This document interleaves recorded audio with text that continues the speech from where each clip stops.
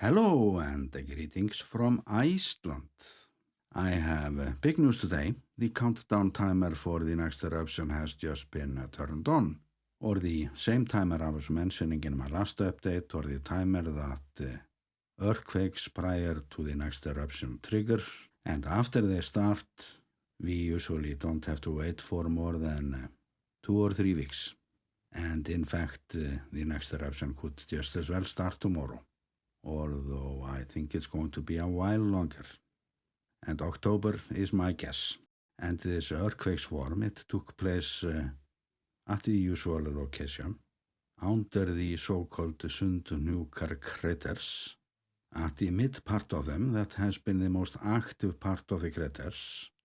So there is nothing new about this location, and no surprises. And this means that the magma chamber has started to pressurize, and I expect that we will get more earthquakes before it erupts.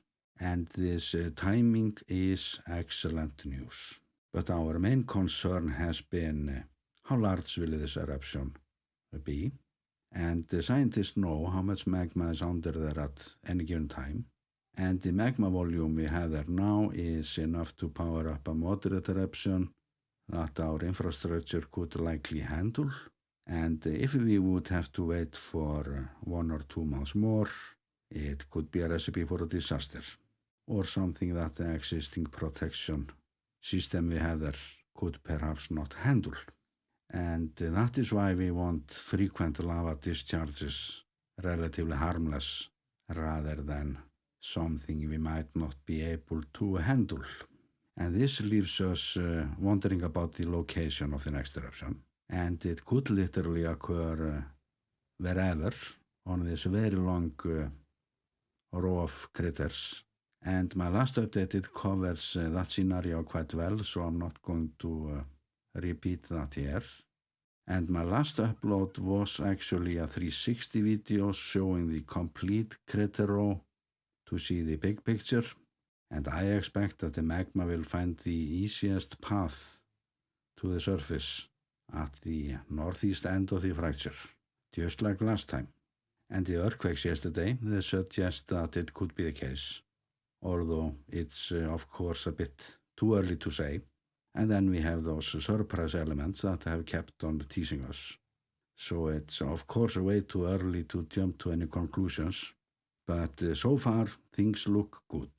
And we just hope for a moderate tourist eruption, as we often call eruptions that can go on for days and offer some sightseeing opportunities. And since there are volcano tourists amongst my viewers, and I get frequent requests from them, I'm going to go over some of the basics now.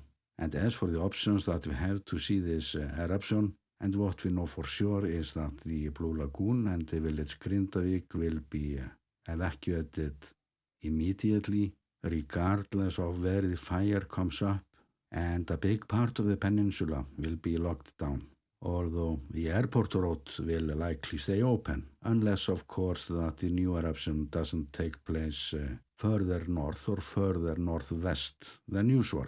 In such case, that important road would only close while the civil defense figures out how much lava is coming up and where it's going.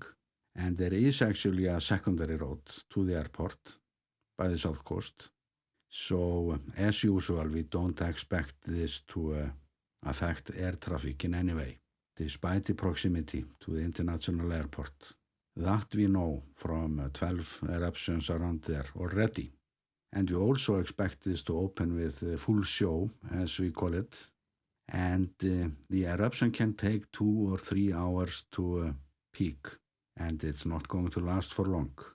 After maybe 5 hours, we will see the eruption power down to a few craters. And soon after that, it can be expected that some of the restrictions will be lifted, if it's realistic for safety reasons. And usually the Blue Lagoon doesn't stay closed for a long time, nor the village itself, because there is an important harbor there and people working around there. And the last eruption, it turned actually into a tourist sensation for a while. and it was possible to go quite close. But as for those who are into photography, a good drone might be the only good solution, and not just any drone. And a good zoom lens might also be the key to get some of the details.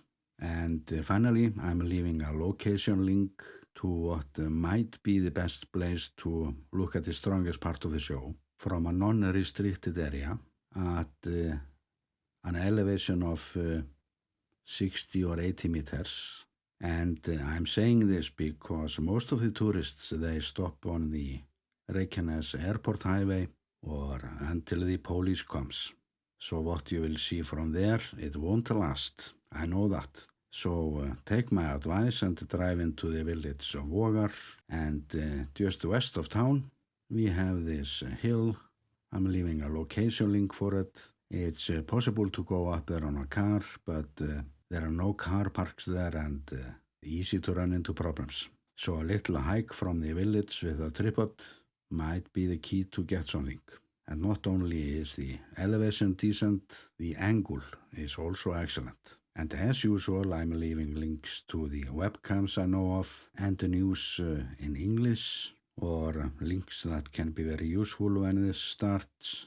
And when this starts, I might take off in a hurry because I need to drive 400 kilometers before I do any filming, since I'm in the north. I might, however, get lucky, and signals from the geothermal power plant, the pipelines, they are often used to evacuate because they give out clear signs about when the eruption is about to start. So there is always this chance that I might get some time to hit the road to get to see this just about when it starts. However, no matter how much we believe we know about this, we always get some surprises. So even though this is the most likely scenario, we might get something else or later. And that is just how things are. And with that, I'm sending you best regards from the volcano island, Iceland.